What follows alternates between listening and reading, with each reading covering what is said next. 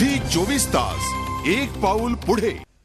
एकीकडे नाशकात दुष्काळाची भीषण स्थिती असताना दुसरीकडे नागपुरात आसाराम बापूंनी केलेल्या पाण्याच्या नासाडीबाबत नाशिककरांनी संतप्त प्रतिक्रिया व्यक्त केल्या आहेत।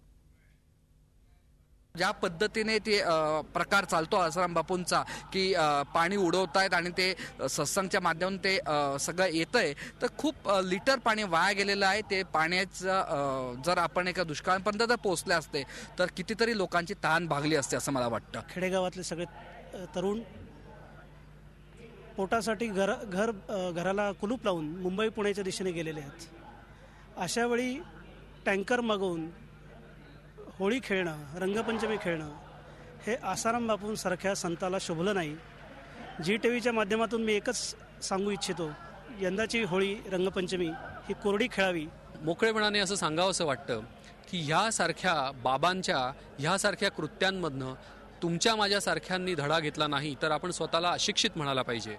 साक्षरता म्हणजे फक्त सही करणं नाही, आपली सतसत विवेक बुद्धी जागृत ठेवून त्या जे काही घडतं आहे त्याचा योग्य तो विचार करणं याला साक्षरता असं म्हणतात। आपण सर्व साक्षर आहोत, आपण सर्व सुशिक्षित आहोत, तर या सुशिक्षितपणाने आणि साक्षरपणाने आपण या सर्व कृत्याचा निषेध करायला हवा। झी 24 तास एक पाऊल पुढे।